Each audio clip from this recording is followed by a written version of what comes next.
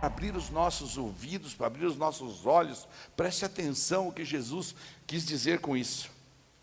Essa mensagem da parábola não é que essas pessoas eram boas, mas que as pessoas religiosas eram piores.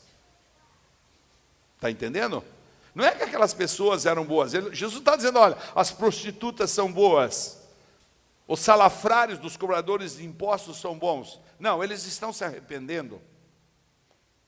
Mas vocês, religiosos, são piores. Os crentes mornos eram piores. Os hipócritas eram piores. Os bajuladores. Meu, como tem gente dentro da igreja que gosta de abraçar, mas não faz nada pela igreja, não ajuda nada, pelo contrário, só contamina. Então, os bajuladores eram piores. Os orgulhosos eram piores, os seletivos, não, eu só tenho amizade com esse aqui, eu só com aquele lá, você entendeu? Eram piores. Os soberbos eram piores. Jesus estava dizendo que eram piores que os publicanos e as prostitutas que estavam se arrependendo. Porque pelo menos estavam se arrependendo, tinham um arrependimento genuíno no coração.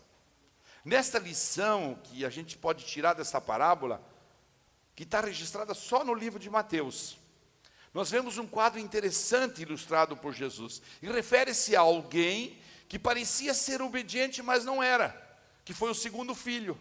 Ele chegou e falou, não, eu vou, não tem problema. Pode contar comigo, pastor.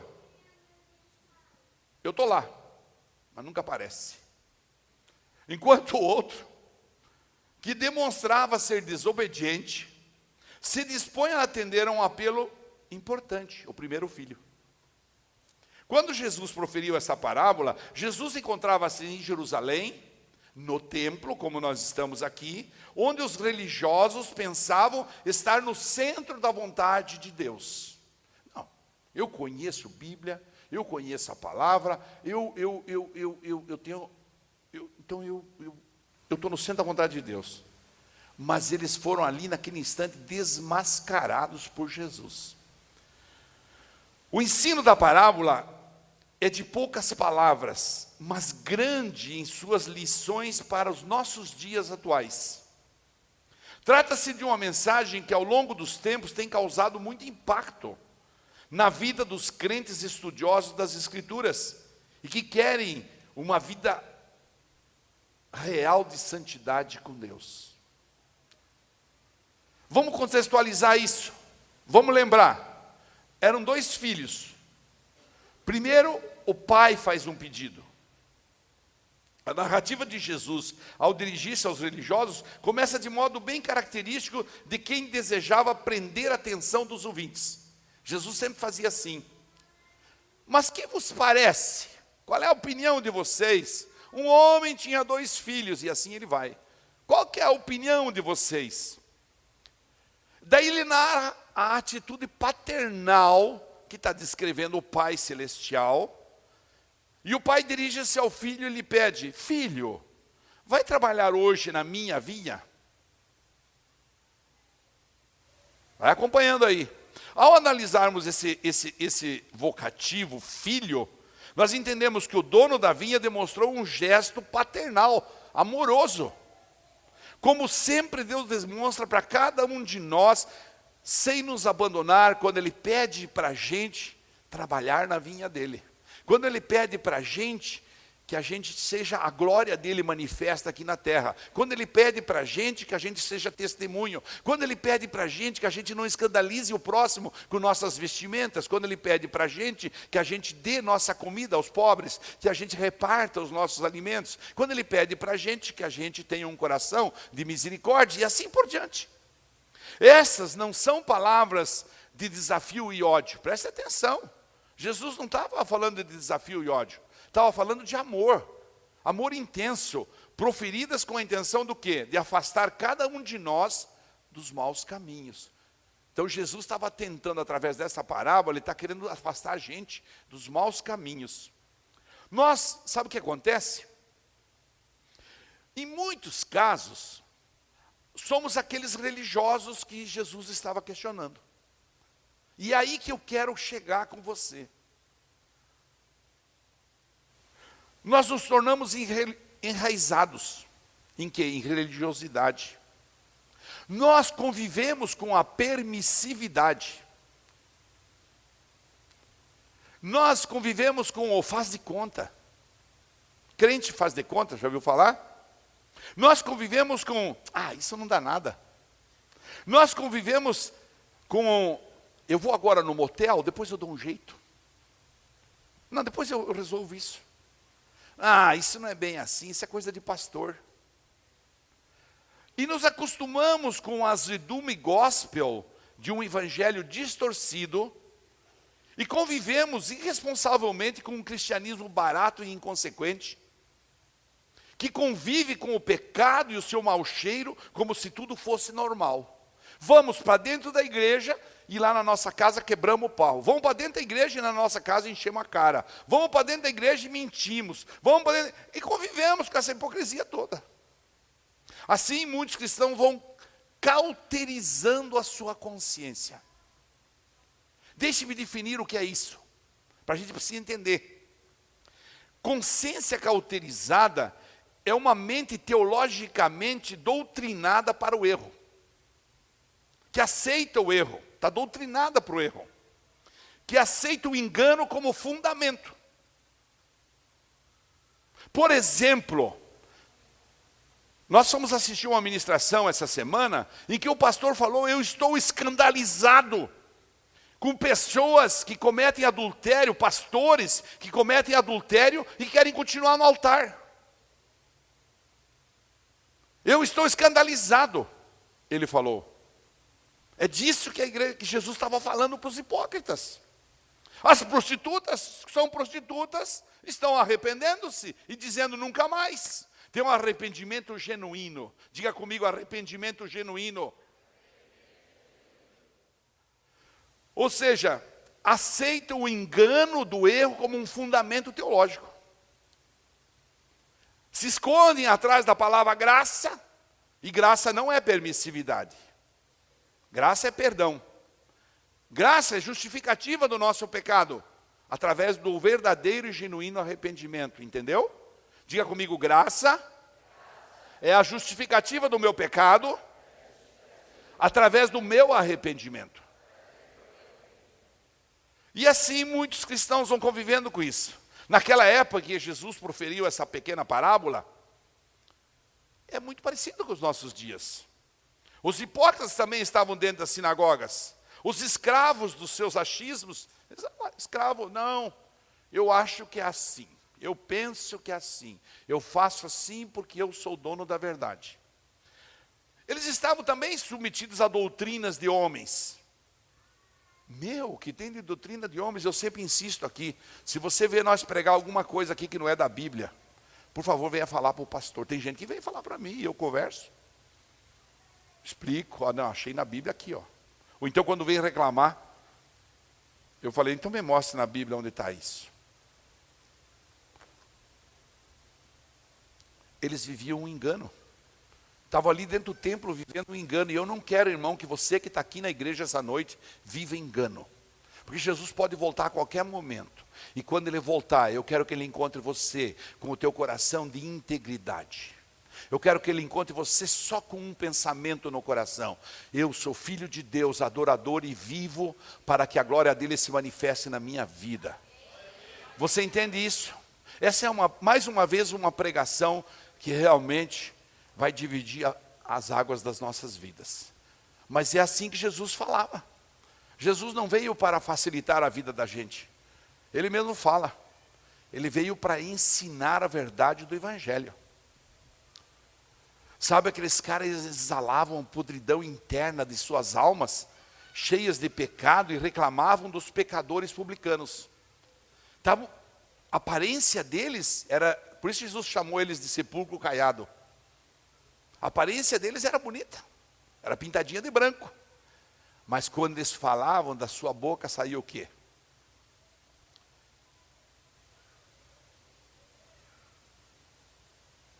Há um contraste entre os dois filhos aqui.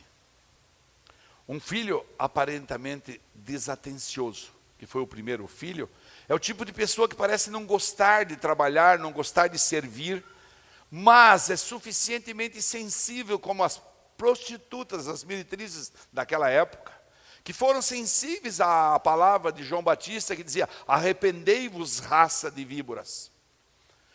Hoje em dia tem muita gente sensível, que fala assim: não, eu não quero isso, mas de repente diz: não, eu preciso fazer, porque Deus está me chamando.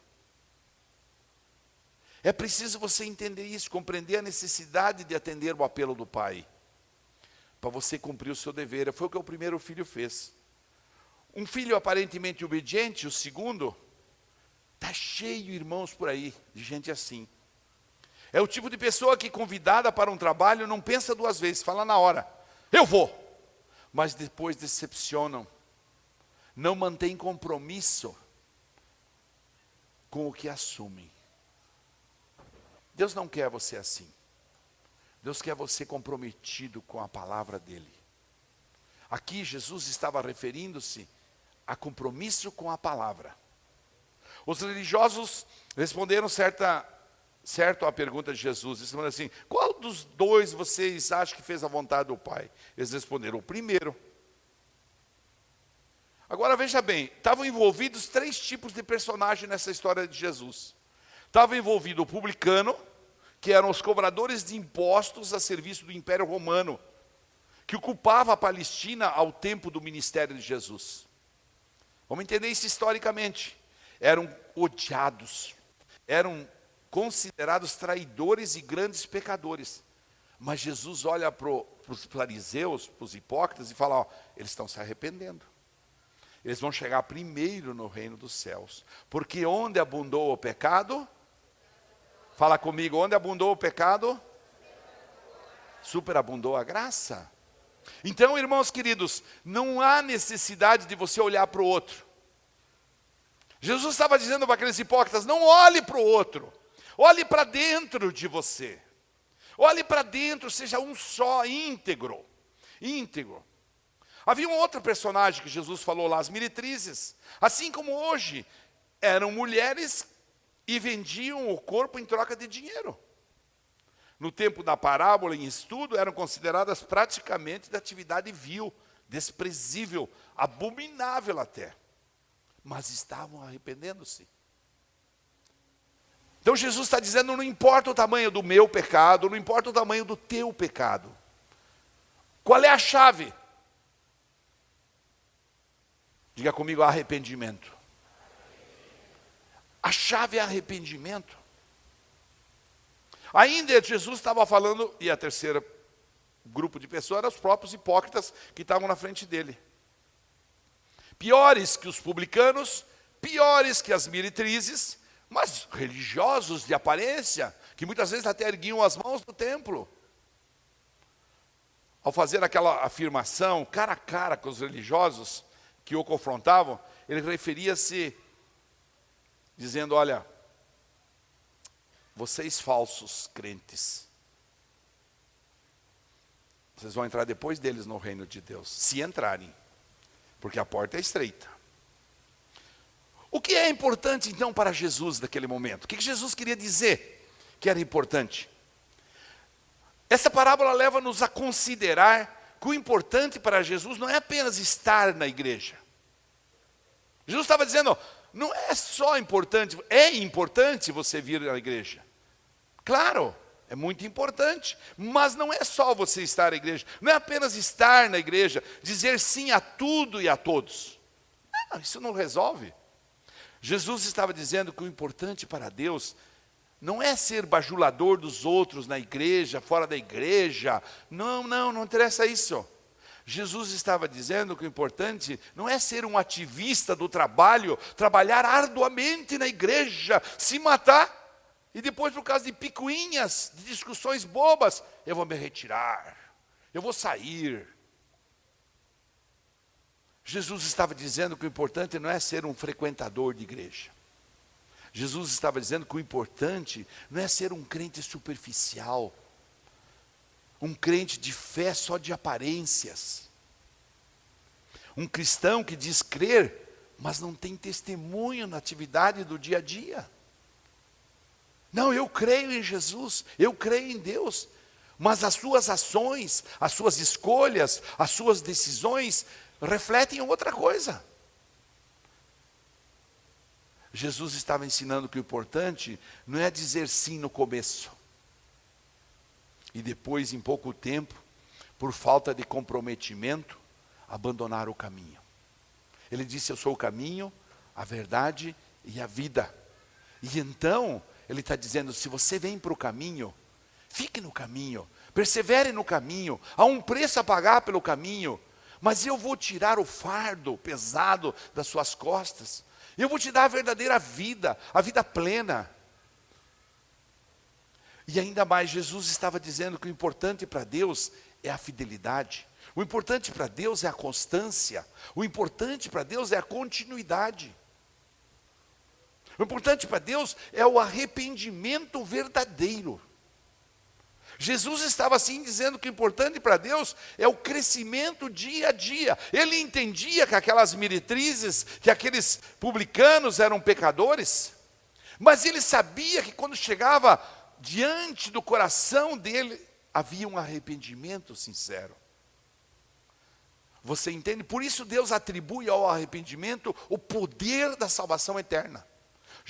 Deus atribui ao arrependimento a chave que abre o coração de Deus. Quando você se arrepende, você entra nos ares celestiais e você consegue tocar o botão da misericórdia de Deus. Quando você se arrepende de fato, quando você tem um coração contrito, quebrantado, fala, nunca mais isso na minha vida. E Deus conhece o teu coração. Pastor Ademir não conhece, pastora Raquel não conhece, mas Deus conhece o teu coração. E aí quando você se arrepende, Ele se permite tocar.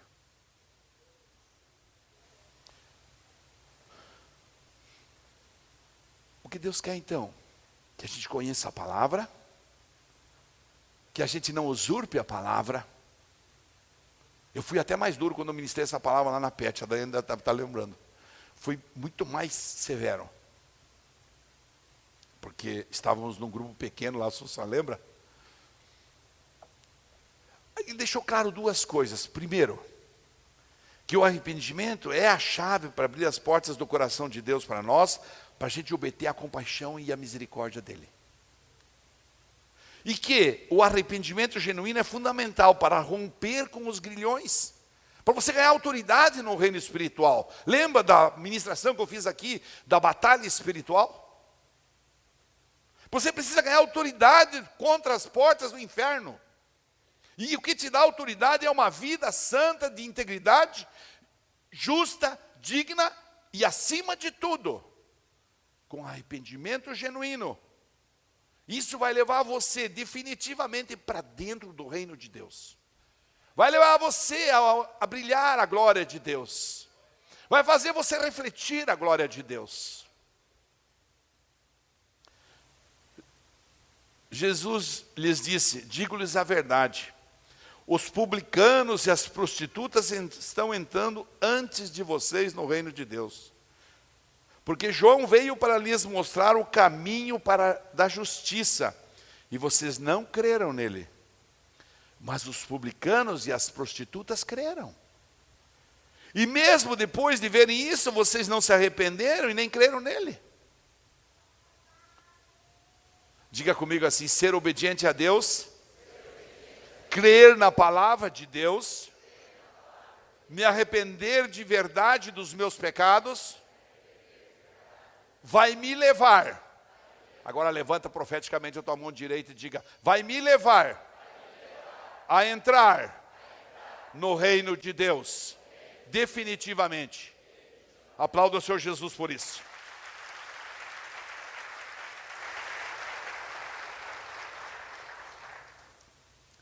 Nós sempre conversamos isso entre nós. Eu quero compartilhar isso com você.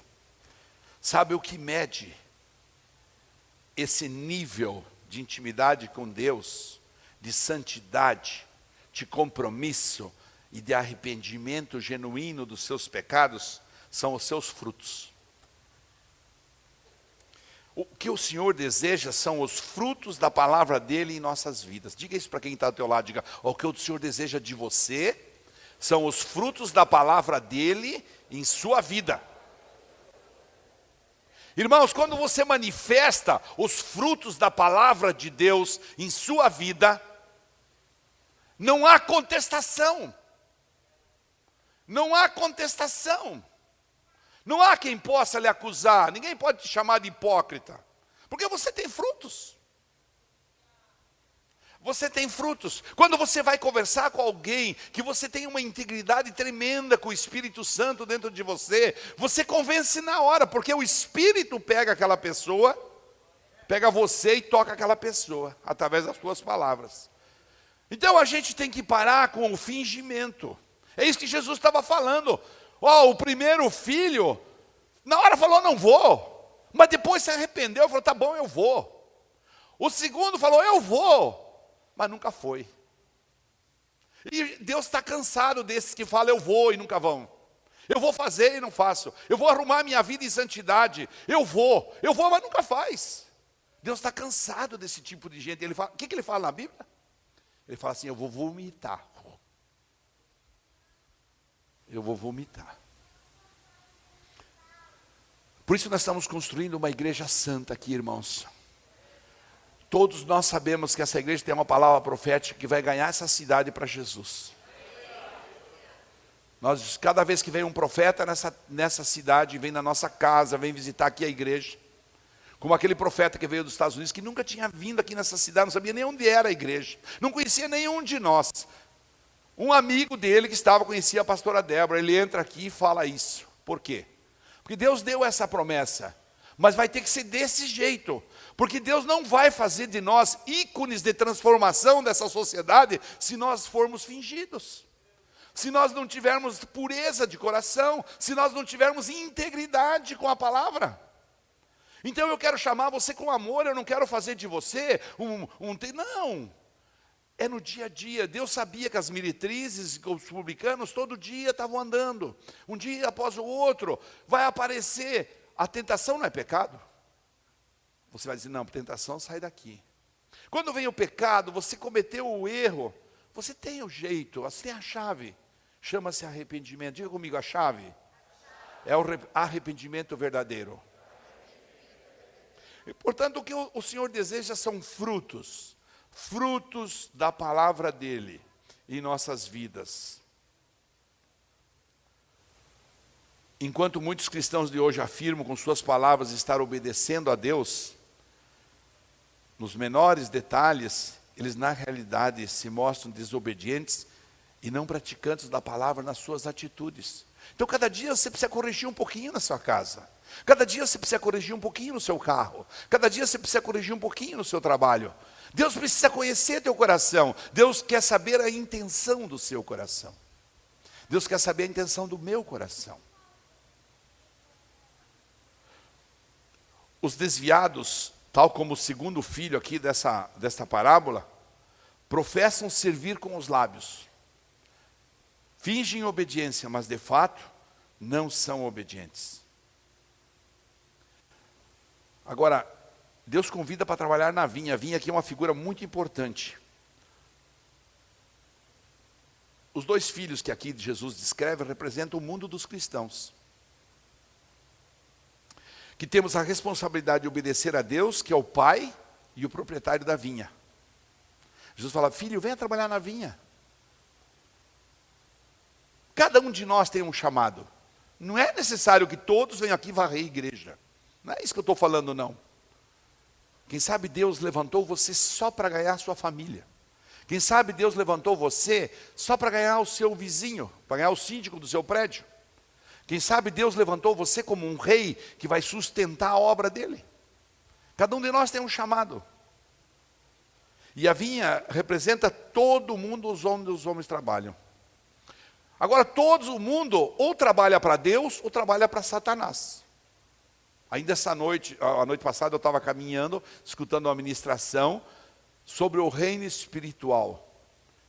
Aprendendo, eu tenho que continuar aprendendo. E eu fiquei impactado como Satanás é organizado no seu reino. Fica claro aqui que cada indivíduo é um servo de Deus na sua vinha. Também fica claro que o pai não deixou na ignorância nenhum dos seus filhos. Ele convidou os dois. Ele convida você toda hora. Ou seja, o fato de todos nós sermos filhos de Deus implica em igualdade de oportunidade. Sim, todos nós somos iguais. Sempre eu falo isso aqui. Graças a Deus que é assim. Mas também significa igualdade de responsabilidade. Presta atenção. É minha responsabilidade testemunhar o amor de Deus na minha vida, aonde eu trabalho. É minha responsabilidade testemunhar a glória de Deus transformando a minha vida aonde eu estou. Diversas pessoas vieram testemunhar para mim sobre o fato de nós no fim do culto colocarmos as mãos para frente. Agora mesmo, hoje mesmo ali uma pessoa chegou e falou, eu pedi que Deus tirasse da UTI a minha tia. E no dia seguinte Deus tirou da UTI, ela já está em casa. Então, o que Deus quer? Deus quer um coração sincero. Quanto mais nós fazemos, mais nós vamos encontrar para ser feito. Pode ter certeza. Quanto mais nós fazemos, mais nós vamos encontrar para ser feito. Diga comigo, arrependimento. Esta palavra indica uma mudança de mente, uma mudança de direção e com ela associada a remissão dos nossos pecados. Com ela associada a remissão dos nossos pecados. Em 2 Coríntios capítulo 7, 2 versículos. Estou falando com calma essa palavra, porque eu não quero fazer aqui uma gritaria assim nessa palavra. Eu quero que essa palavra toque teu coração. Estou falando com calma, porque essa é uma palavra diretiva, uma palavra de direção. Essa parábola, se a gente lê ela assim, a gente passa despercebido na Bíblia. Mas ela tem falado muito comigo, porque fala dos tipos de cristão que nós estamos vendo aí. Cristão que compra vassoura para varrer o pecado dentro de casa, como se vassoura fosse arrependimento. Compra o lencinho para enxugar a coisa, porque não sei o quê. Ou compra a balinha, não sei o quê. Ou compra a profecia. Vai na igreja porque o cara faz uma profecia. Não. Você está sendo convidado a ser um cristão verdadeiro. A ser uma pessoa, um homem ou uma mulher de honra, de integridade. Você está sendo convidado a fazer diferença. A ser diferente, a ir para o céu. A encontrar Jesus lá. Se ele voltasse hoje, ele pode vir aqui. Nós vamos todos para o céu e pronto.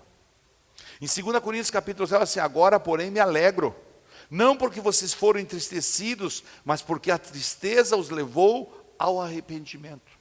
Eu sei que alguns ficam entristecidos, que olham para dentro e assim falam, eu sou bem esse aí que o pastor está falando.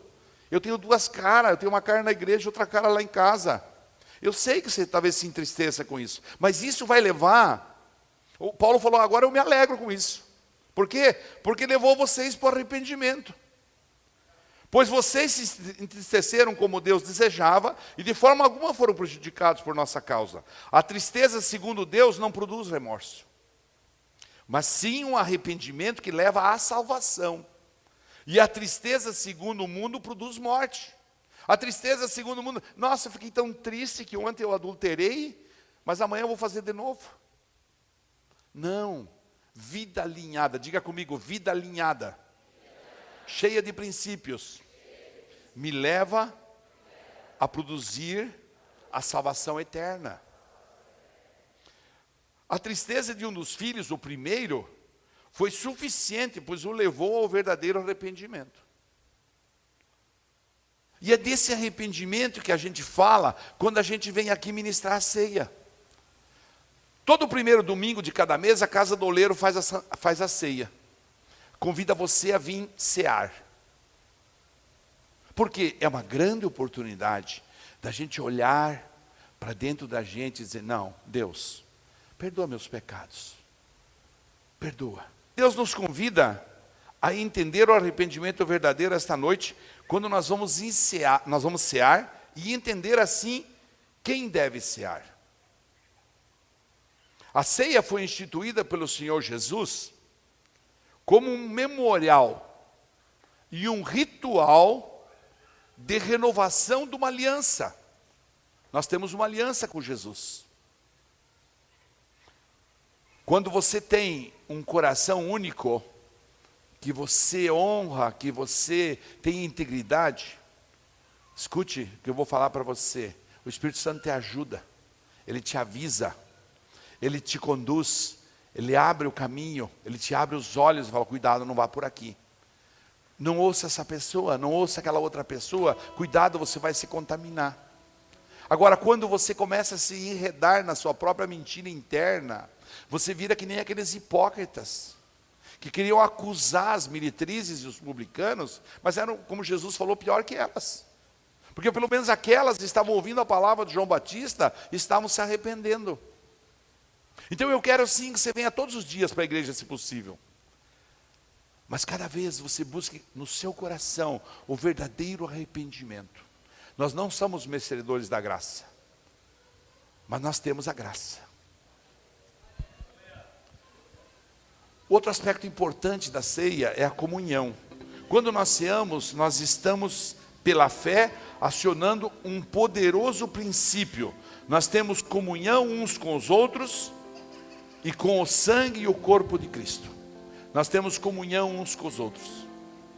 Jesus deixou bem claro aos que o seguiam que não bastava apenas simpatizar-se com ele, ou segui-lo pelos milagres. Ele sempre falava: não siga a mim pelos milagres. O que ele disse para o povo, quando o povo atravessou lá, porque ele tinha multiplicado os pães? Ele falou: vocês estão atrás de mim por causa de milagre. Não, Jesus deixou isso muito claro. Não é para seguir Jesus pelos milagres que ele opera, mas que é necessário segui-lo pela aliança com ele. A aliança no mais elevado e sagrado nível que os judeus conheciam, que era a aliança do sangue. Por isso a gente faz a ceia, aliança do sangue, do corpo e do sangue de Jesus. Hoje não é diferente. Jesus convida a mim, Jesus convida você a não só olhar para os seus milagres, para os seus favores, para os seus prodígios. Eu vou naquela igreja que lá diz que ganha muito dinheiro. Não, não é assim. Você venha para essa igreja porque aqui você vai ganhar alinhamento de vida. Aqui você vai viver a palavra. Aqui você vai ser estruturado na palavra. Aqui você vai ser sedimentado na palavra. Aqui eu garanto para você, se você obedecer a palavra, a salvação eterna. Aqui você vai encontrar a graça de Jesus. Viver uma vida de aliança com Ele, e principalmente viver uma vida de amor por Ele. Jesus falou em João 14, 21: quem tem os meus mandamentos e lhes obedece, esse é o que me ama. Esse é o que me ama. Aquele que me ama será amado por meu Pai, e eu também o amarei. Portanto, é um tempo de comunhão. Ceia do Senhor deve ser um momento especial de comunhão. Mas preste atenção, exige reflexão, exige devoção, exige fé, exige adoração, mas exige arrependimento. Porque de qualquer forma, como diz o pastor Gustavo para mim, de qualquer forma, diante da ceia, se eu tomar ela sem me arrepender, eu estou pecando. Mas se eu não tomar, eu estou quebrando minha aliança. Então não temos muita escolha. Não é assim que se ensina?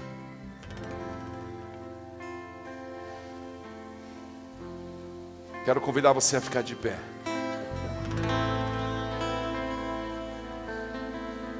Em 1 Coríntios capítulo 11, versículo 27, Jesus falou assim, portanto, é Paulo que fala, Jesus fala através de Paulo: portanto, todo aquele que comer o pão ou beber o cálice do Senhor indignamente será culpado de pecar contra o corpo e o sangue. Examine-se cada um a si mesmo, e então coma do pão e beba do cálice. Esta noite que eu falei de arrependimento, essa noite que eu falei de você alinhar a sua vida, eu quero convidar você nesse momento a examinar-se. Pois quem come e bebe sem discernir o corpo do Senhor, come e bebe para a sua própria condenação. Mas eu não quero que você não venha cear por isso.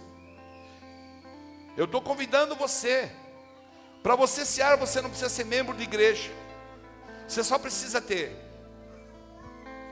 Jesus como seu Senhor e Salvador e arrepender-se dos seus pecados, só isso.